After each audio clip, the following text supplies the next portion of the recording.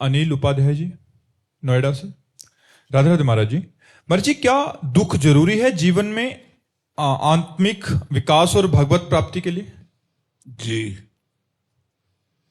क्योंकि जीव अनुकूलता और सुख में बंध गया है। इसीलिए जब किसी के हृदय में उत्तम अध्यात्म की आकांक्षा जागृत होती है, जैसे आदि सम्राट महाराज मनु और शत्रुपा जी, तो बरबस राज सुतहि नृप दीन्हा और हरिहित आप गवन बन कीन्हा। जबरदस्ती अपने राज्य को छोड़ा नहीं। एक महल बनवा सकते थे अपने भजन के लिए, पर्णकुटी में रह करके या खुला आकाश की गर्मी सर्दी वर्षा सहते हुए भगवान का नाम जप करते हुए ऐसा महान तप किया कि स्वयं सच्चिदानंद भगवान राम उनके पुत्र बने, वही दशरथ और कौशल्या के रूप में जन्मे। तो भोगों में, अनुकूलता में, सुख में, शरीर में जो प्रियता है, जो राग है, यही जन्म मरण का हेतु है। इसी को काटना है। दुख इसको काटता है। जैसे जीने की इच्छा है, भयंकर पीड़ा युक्त रोग हो जाए और औषधि की विशेष सुविधा ना हो, तो आप खुद मनाने लगेंगे भगवान शरीर छूट जाए तो अच्छा, मिटा शरीर का राग। आप मनाने लगेंगे कि शरीर छूट जाए तो अच्छा। विपत्ति है, बहुत से मित्र संपत्ति में हाथ मिला रहे हैं, बड़ा प्यार कर रहे हैं, बड़ा राग कर रहे हैं। जब विपत्ति है तो आपको पता चल जाएगा कौन प्यार कर रहा है। कोई प्यार नहीं करता।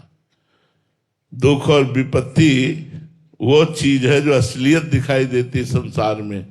आपके पास पैसा ना हो, शरीर काम लायक ना हो, फिर आपको कोई प्यार करे? कोई प्यार नहीं करे। सच्ची मानिए, विपत्ति में असलियत पता चलती है कि संसार में कोई हमारा नहीं है। और विपत्ति में भगवान की विशुद्ध आर्त भाव से पुकार होती है कि हे नाथ, अब आपके सिवा कोई नहीं है। तो मुझे तो लगता है कि भगवान कृपा करें और हमारी धन की मदान्धता, भोगों की प्रियता, देहाभिमान नष्ट करने के लिए जरूर कोई ऐसी विपत्ति दे जिससे हम भगवान की तरफ चलें। ये आप लोगों को भयावह लग रहा होगा कि यार विपत्ति तो बड़ी खतरनाक चीज होती है, लेकिन वास्तविक आपको बात बताएं, जो हमारी जीवन में साधना से बात नहीं बनी, वो किडनी फेल होने से बात बन गई। क्योंकि आर्त भाव से भगवान को पुकारा कि बचपन से बाबा जी रहे, नाथ अब तो कोई साधना भी नहीं बनेगी मुझसे, अब तो मैं केवल आपके सहारे हूं। तो जो सच्ची शरणागति का उदय हुआ वो इस रोग ने दिया। तो हमें खुद का अनुभव और शास्त्रों की बात पर यह निर्णय करके कहना होगा कि जिसके जीवन में भगवान दुख और विपत्ति देकर साधु समागम दे देते हैं, केवल दुख विपत्ति नहीं, दुख विपत्ति देकर साधु समागम दे देते हैं, उसका जीवन धन्य हो जाता है, उसका जीवन कृतकृत्य हो जाता है। वो भगवान से संबंध स्वीकृत करके वो भगवान का भजन करने लगता है। मनुष्य जीवन मिला और भगवान का भजन नहीं तो प्यारे सच्चे समझो बिल्कुल कूड़ा जीवन है। चाहे जो हो आप, बिल्कुल कूड़ा जीवन है, बिल्कुल कूड़ा जीवन। महाराज नहुष देवराज इंद्र के पद पर बैठे, एक कामना ने उनको अजगर की योनि में भेज दिया।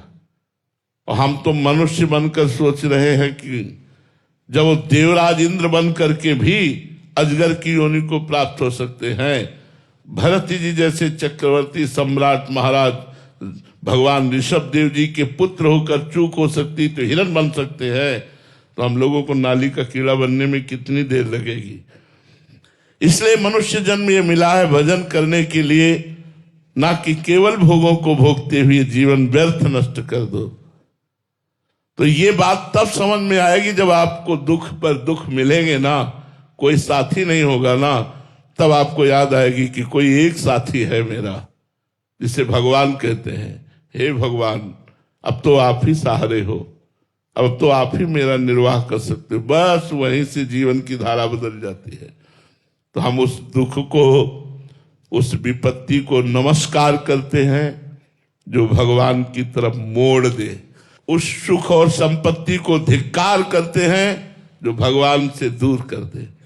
उस विपत्ति और दुख को नमस्कार करते हैं जो भगवान के सन्मुख कर दे, भगवान की चरण शरण दे दे। अगर विभीषण को लात नहीं मारा होता ना, तो चाहे जितना भक्त थे वो राम जी की शरण में नहीं आते।